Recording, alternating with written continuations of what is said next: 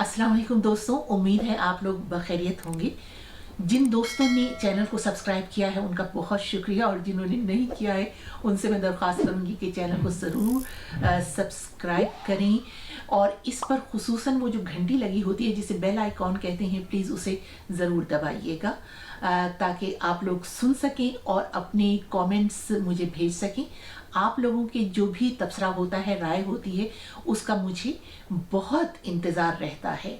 और मैं social media पर जब भी आप लोगों के कमेंट्स पढ़ती हूँ तो मुझे यूँ लगता है कि बहुत से लोगों को मुल्क का टूटना तो याद है, वो नहीं भूले, मगर उनको ये इल्म नहीं कि मुल्क क्यों टूटा, ये अलहदगी कैसे हुई। मैंने अपने गुज़श्ता कॉलम में इसी पर बात की थी कि लोग ज़्यादातर सिर्फ जुल्फ़िकार अली भुट्टो को बांग्लादेश बनाने का ज़िम्मेदार समझते हैं, तो ऐसा क्यों है। आज मैं ऐसे ही उन चंद निकात का जिक्र करूंगी जिनका ताल्लुक सकाफत, सियासत और मईशत से है, और जिनकी वजह से मशरक़ी पाकिस्तान में बहुत पहले से, बहुत बरसों से बांग्लादेश बन रहा था।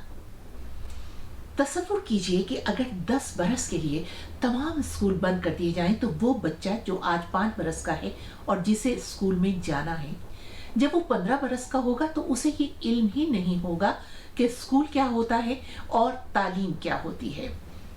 क़याम पाकिस्तान के बाद से इब्तिदाई बरसों में 20-25 बरस तक तारीख़ पाकिस्तान के साथ बिल्कुल यही होता रहा। आज की तरह का मीडिया नहीं था, अखबारात पर सेंसरशिप थी, रेडियो टीवी बिल्कुल सरकारी थे। हम लोग भी जो खबरें पढ़ा करते थे तो वो सिर्फ सरकारी खबरें हुआ करती थीं। आप लोगों को किसी भी खबर का दूसरा पहलू या उसका दूसरा रुख सुनने को नहीं मिलता था।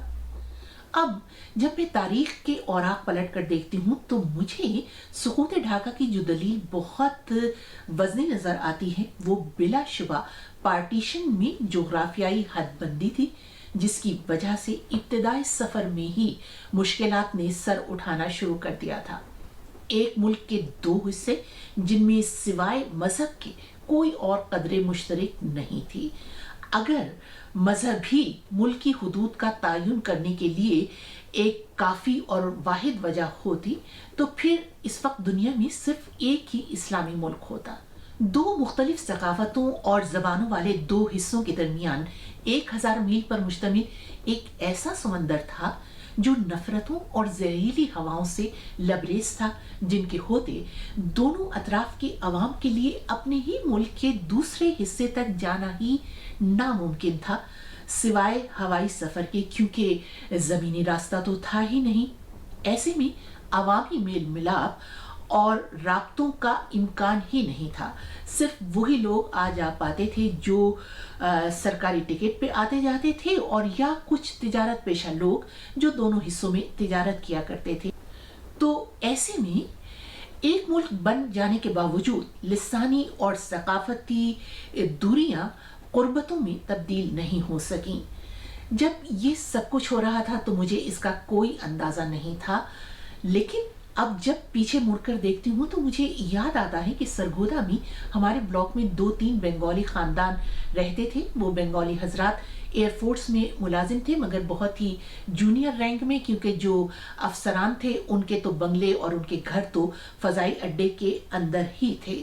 सड़क पर हमें कई मरतबा बंगाली ख़वातीन मामूली सी कॉटन की साड़ी पहने छोटे बच्चों के हाथ पकड़े आते जाते नजर आती थी, मगर मुझे बिल्कुल नहीं याद कि कभी हमने उनसे बात करने की कोशिश की हो या वो लोग हमें मुखातिब करने की कोशिश करते हों। तो घरों में आना जाना तो बहुत दूर की बात थी, और शायद इसकी बड़ी वजह दोनों तरफ से ज़बान की नाआशनाई थी। उस वक्त तो जाहिर है कि इतना शऊर नहीं था कि ये सब कुछ क्यों हो रहा है और ऐसा नहीं होना चाहिए, लेकिन बाद में ये अंदाज़ा हुआ कि 1000 मील की दूरी पर दोनों हिस्सों को लिसानी और सकाफती तौर पर करीब लाने के लिए कुछ भी तो नहीं किया गया था। जब बंगालियों के लिए उर्दू कौमी ज़बान लाजमी करार दी गई और उनके लिए सीखना लाजमी ठहरा, तो मगरबी पाकिस्तान के स्कूलों और कॉलेजों में बंगाली ज़बान सीखने की तरफ क्यों राग़िब नहीं किया गया ताकि अवाम में एहसास यगानगत बढ़ता। ऐसे में वहदत की सूरत में ज़्यादा अरसे तक साथ चलने के इम्कानात पहले ही बहुत खफीफ थे। तो ये तो बात थी अवामी राब्तों की। और जब आप सियासत पर नज़र डालें तो ये बहुत वाज़ेह नज़र आता है कि बंगाली बहुत जमहूरियत पसंद थे और मगरबी पाकिस्तान में फ़ौजी और जागीरदार सियासतदानों के गलबे और अपने साथ रवा रखे जाने वाले नस्ली तासुब से बहुत मायूस थे। जनरल अयूब के एक करीब तरीन आला सिविल अफसर अल्ताफ गौहर ने अपनी किताब में लिखा है कि अयूब खान बंगालियों के रंग और जिस्मानी साख्त के बाइस उन्हें एक कमतर नस्ल समझते थे और ये बिल्कुल वही रवैया था जो अंग्रेज़ों ने अपनी साबिका नौ आबादी में यानी हम सब के साथ रवा रखा था। इसका इतराफ अपने एक इंटरव्यू में साबिक सदर जनरल मुशर्रफ ने भी किया था कि फौज में बंगालियों के साथ इम्तियाजी सलूक किया जाता था।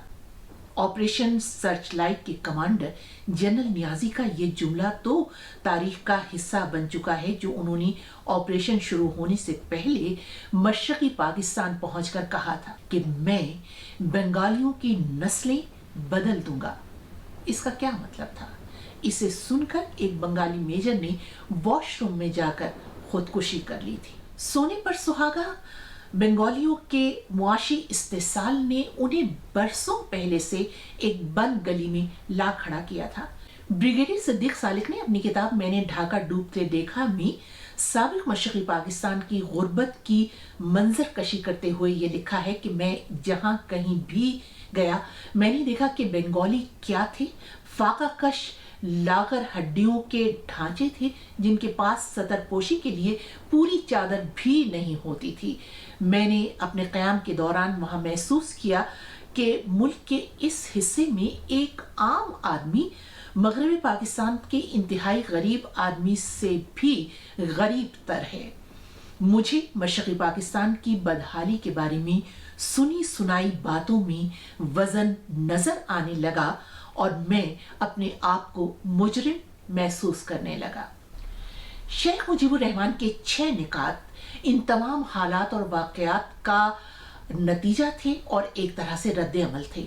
जुल्फ़िकार अली भुट्टो इन 6 निकात में से 5 पर बिल्कुल मुत्तफ़िक़ हो चुके थे। सिर्फ एक छठे नुक्ते पर इख्तिलाफ था जिसके बारे में 28 फरवरी 1971 को लाहौर में मीनार पाकिस्तान में एक बड़े जलसा आम से खिताब करते हुए जुल्फ़िकार अली भुट्टो ने एक जुमला कहा था जिसे हमेशा तारीख से मिटाने की कोशिश की जाती रही, और वो जुमला ये था कि मैं इंतकाले इक़्तिदार चाहता हूँ, इंतकाले पाकिस्तान नहीं। आपकी राय का इंतज़ार रहेगा। इजाज़त दीजिए।